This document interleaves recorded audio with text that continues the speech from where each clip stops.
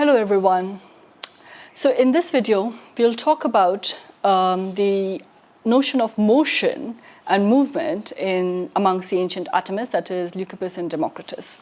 So Aristotle was not very happy with their explanation of motion, and he says that Leucippus and Democritus, who say that their primary bodies are always in motion in the infinite void, ought to specify what kind of motion, that is, what is the motion natural to them.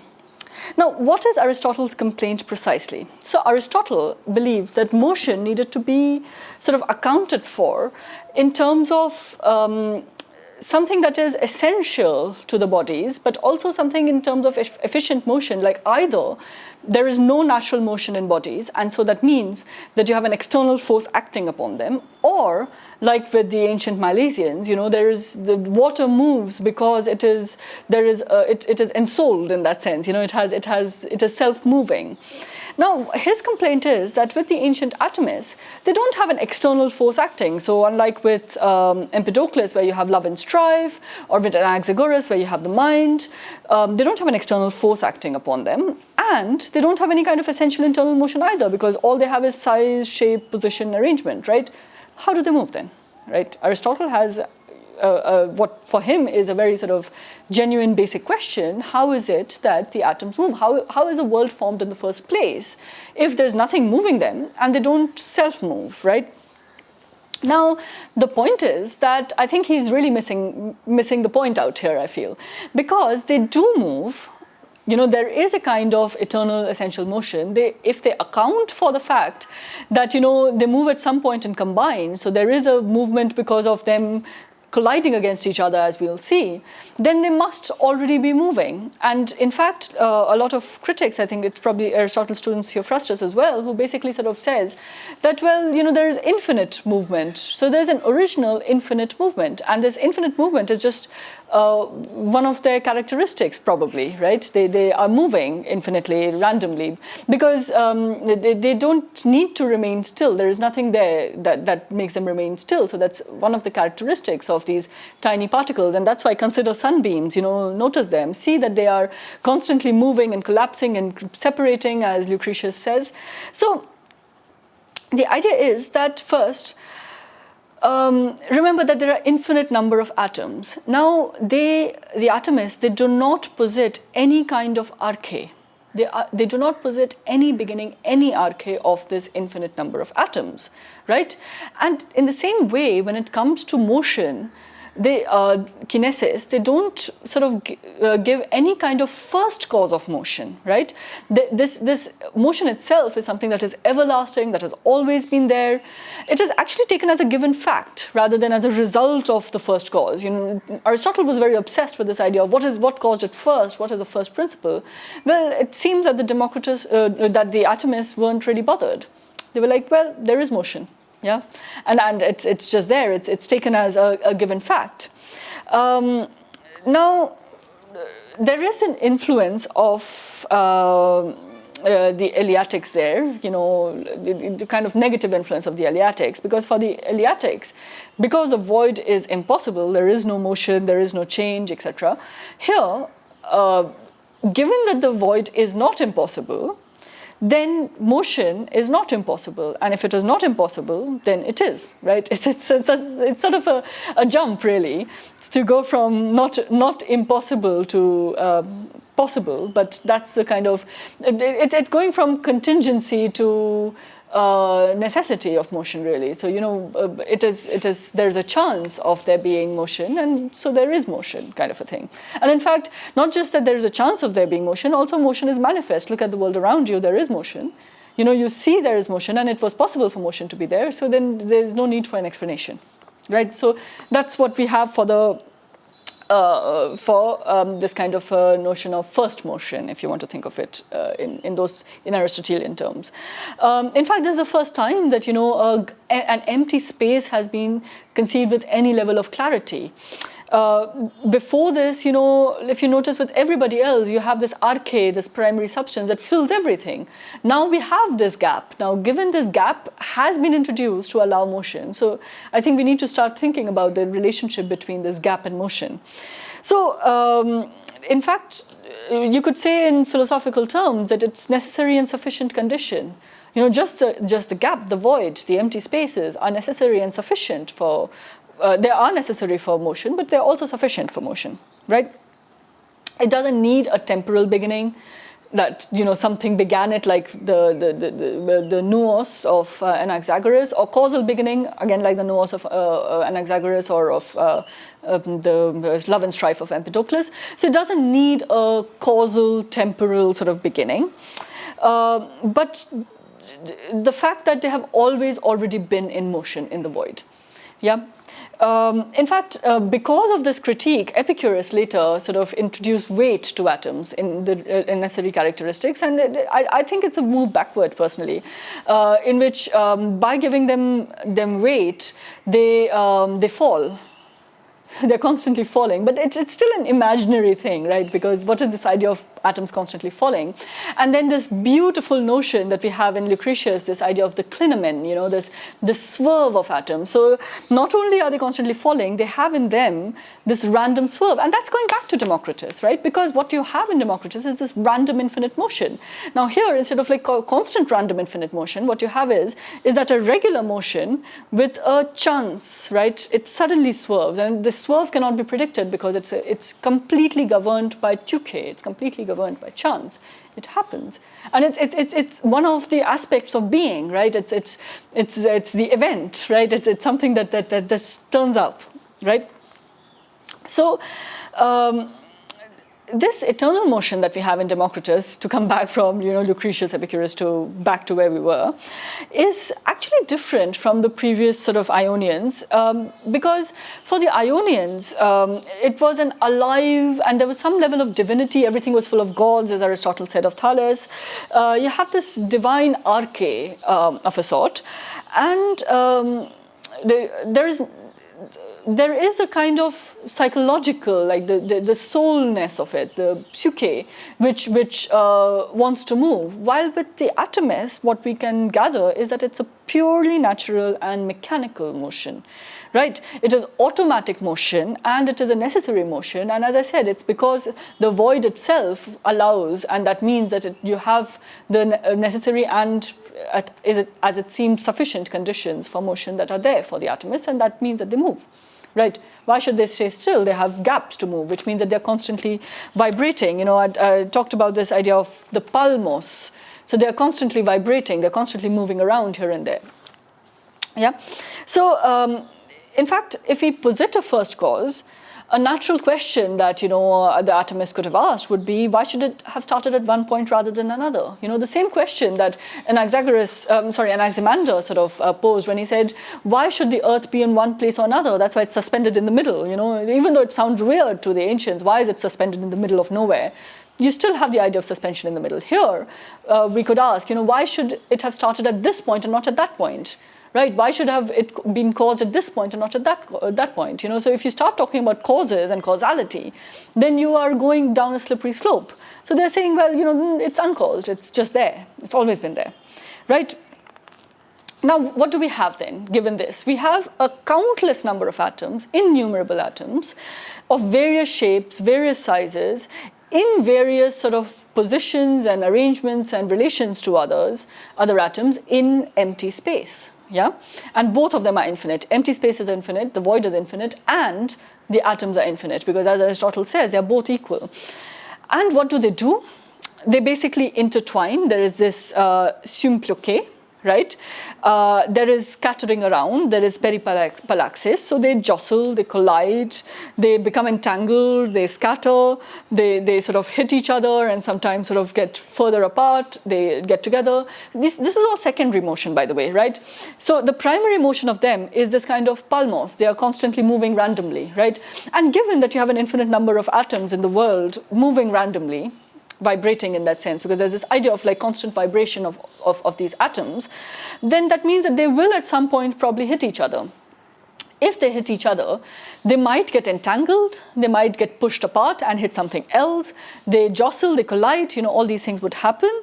And in this confused and aimless motion in all directions, they sort of, can start forming compounds. right? And the formation of compounds lets new properties emerge, and that's the most important idea that we have actually from the atomists. That even though the atoms themselves don't have any particular properties, the formation of compounds allows new sort of properties to develop, and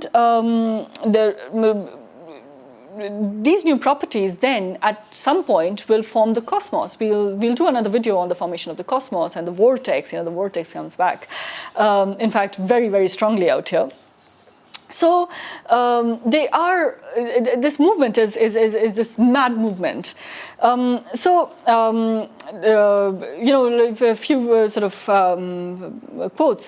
They're at odds and move in the void owing to their dissimilarity and aforementioned differentia. Right? They are different. They are different from each other in shapes, and this difference would cause them to intertwine and collapse. And let's say two atoms meet this way, then they will hit each other and maybe fall apart again. But then let's say when they fall apart, they meet something like this and they intertwine and they get stuck, right? So you have this sort of constant jostling of things. So these atoms are in motion in the void, and catching up with one another, they collide, whereupon some rebound at hazard and others become entangled. Yeah? And this later is developed by Epicurus and Lucretius in this idea of this random swerve. Right? They fall and they have this random swerve all of a sudden, which allows them to entangle. And so these atoms then are these freely moving variables of a sort, free variables in the infinite void. And when unimpeded by obstacle, they would keep freely moving, and which is why you had this idea from Epicurus of constantly falling when he added weight to them, that they will constantly have a particular movement. And but when they swerve and collapse, or in this case, when they're confused and irregular motion in all directions, when they jostle, right, the collision and rebounding, would determine their direction, and this direction will determine the formation of compounds, and then this would produce the whole cosmos, right? So we'll talk about, one thing that I wanted to talk about before we go into cosmology is actually this notion of causality, right? This part of causality in here. So the idea is, as I said, there's no first cause of the movement of atoms. And so the course of their movement can be attributed to chance and necessity, this tuke and ananke that we already mentioned with Empedocles. Now, what is happening out here? So there's one big extant, one not big, very, very tiny extant fragment we have from Leucippus, which is that nothing occurs at random, but everything for a reason and by necessity. Now, this kind of a fragment can really let us to believe that perhaps he is a bit Aristotelian, with his telos, like it for a reason and of necessity. But actually, when we start applying it to the theory later developed by Democritus and, apply our mind to it a bit, so the idea of chance and necessity is slightly different, and of causality is slightly different. So what's going on here? So the idea is that the origin, the development and decay of worlds is due to a certain kind of necessity, which comes from the myriad sort of collision and jostling that we have talked about of atoms between each other. And this jostling, so let's say an atom of this shape meets atom of this shape. Now the fact of jostling is complete chance, because remember, they're moving at random in all directions, and let's say even if this one hits this one and collapses and meets something else, this was not planned, this is all mechanical. But this mechanical jostling puts some atoms together. Now, when two kinds of certain atoms entangle, and then only certain compounds are formed, which means that the emergent properties are determined by the shape, size, arrangement of the atoms that form them.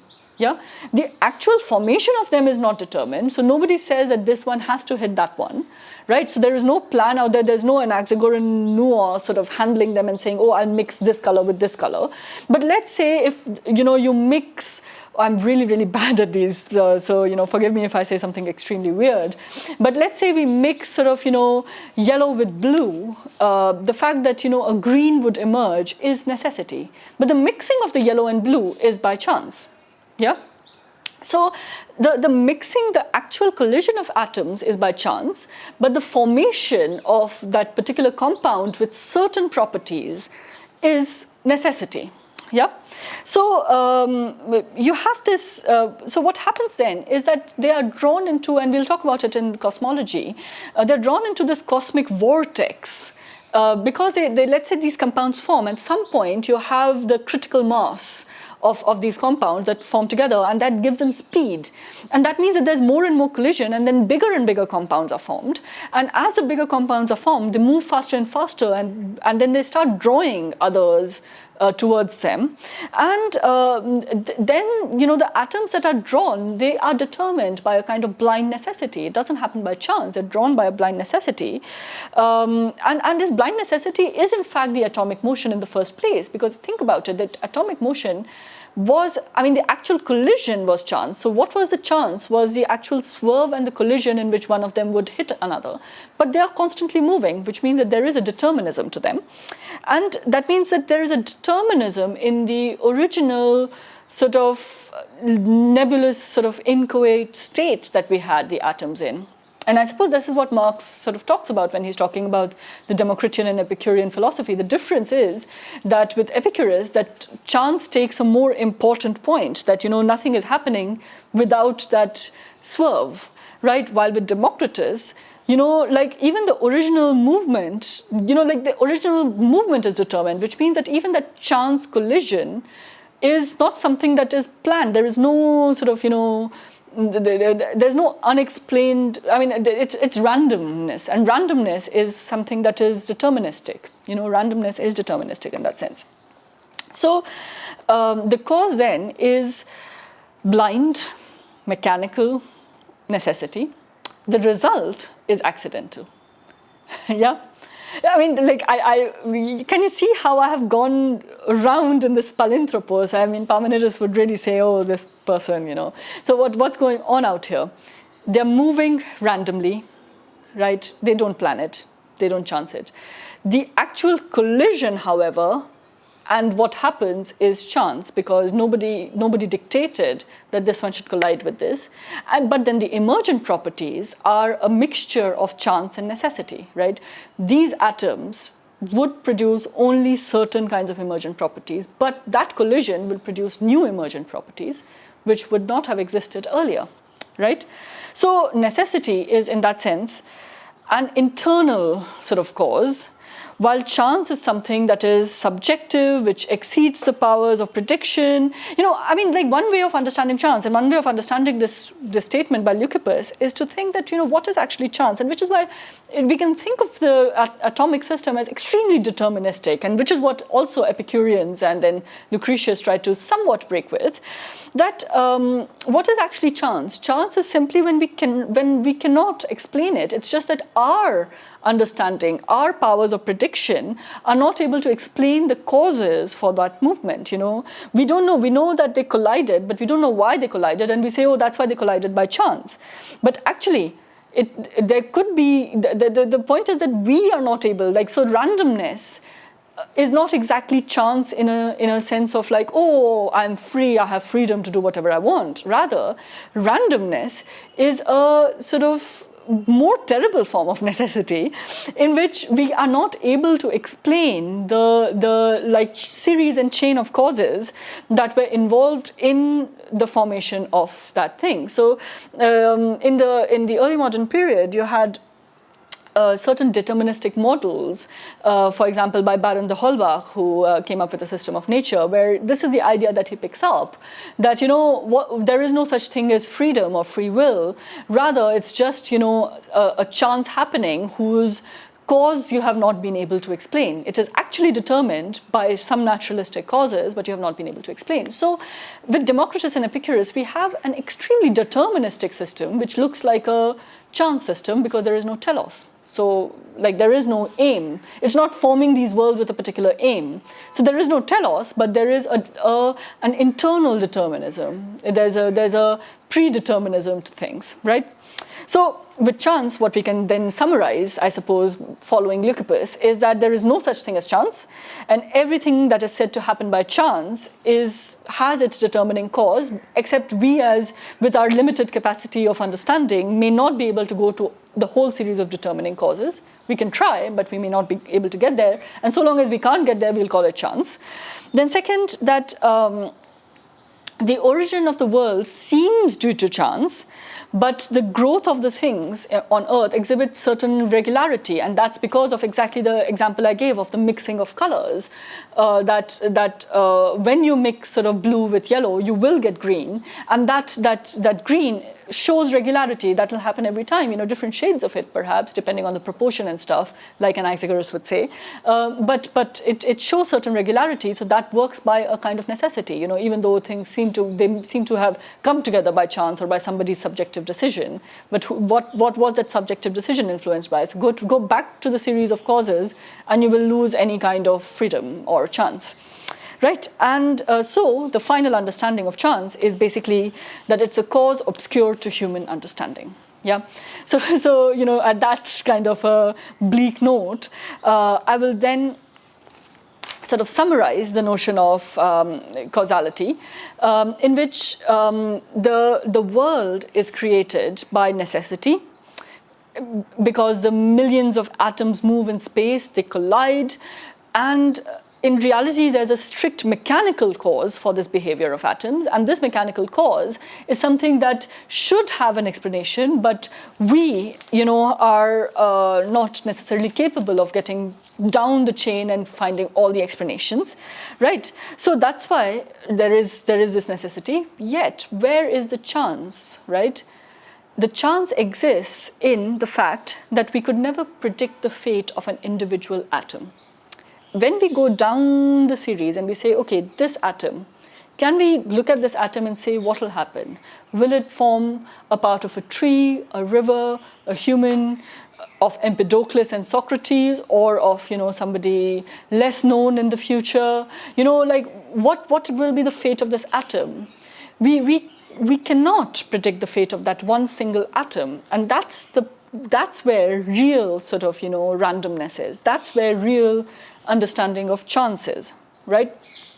So in total then, if we think about causality, because we've been talking about motion and causality, the idea is that every event then for the ancient atomists would be determined.